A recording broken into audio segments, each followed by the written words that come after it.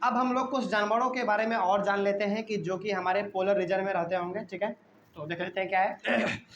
Other animals living in the polar region are many types of fishes, यानी कि polar region में आपको बहुत प्रकार के मछली भी मिलेंगे।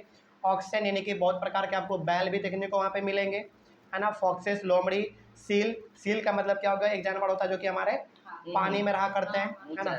मूछ रहता है उसका, एक मूछ मेनली उसका वो दांत रहता है, दांत ही प्रकार का कुछ मूछ टाइप का, हाँ वही हो गया हमारा सील हो गया। वेल रहता है एंड बर्ड रहता है, समझ रहे बात को।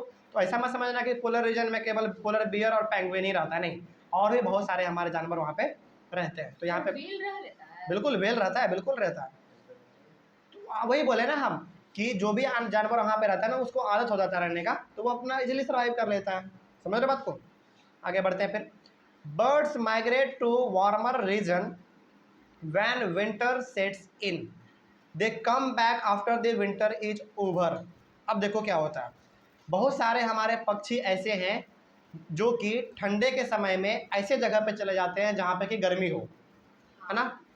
जैसे मान लो कोई सपोज मान लो कि यदि हमारा कोई पक्षी मान लो पोलर रीजन में रहता हो, ठीक है ना, और वहाँ पे बहुत ही ज़्यादा ठंडा अभी है, तो वो आ जाएगा इंडिया, ठीक है ना। बोलो बोलो।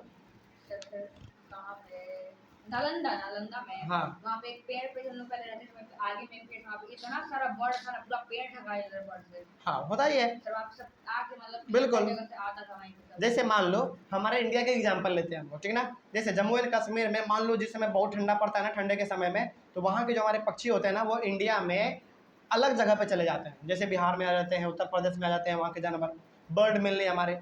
और जब कंडीशन वहाँ का ठीक हो जाता है जम्मू कश्मीर का, तो वो दोबारा वहाँ पे चले जाते हैं, समझ रहे बात को।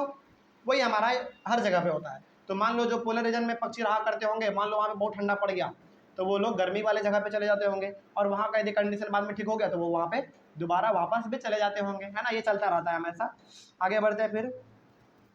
उसके बाद India is one of the destinations of many of this birds. तो इंडिया में भी अलग अलग देश के पक्षी यहाँ पे आते हैं, क्योंकि इंडिया का क्लाइमेट जो है ना वो बहुत ही नॉर्मल क्लाइमेट है, ना यहाँ पे ज़्यादा गर्मी रहता है ना ही ठंडा रहता है।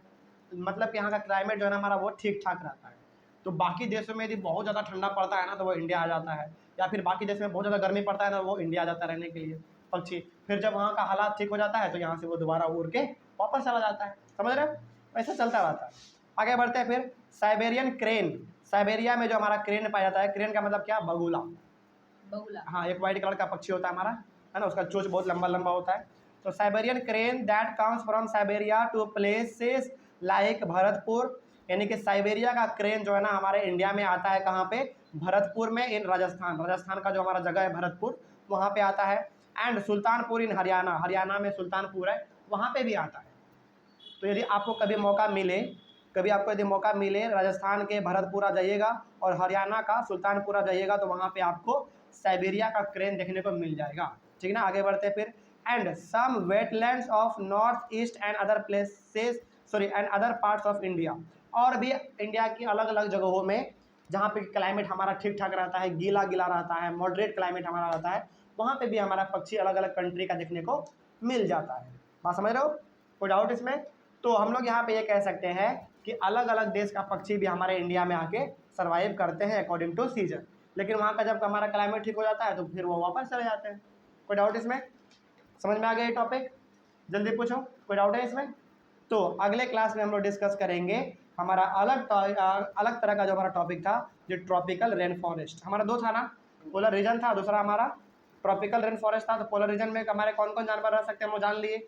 अब हम लोग पढ़ेंगे ट्रॉपिकल रेन फॉरेस्ट आखिर होता क्या है, और ट्रॉपिकल रेन फॉरेस्ट यदि कुछ होता है तो उसमें किस किस प्रकार के हमारे जानवर रह सकते हैं। कोई डाउट इसमें। चलो इस क्लास को हम लोग यहीं पे ओवर करेंगे। Thank you very much and have a nice day.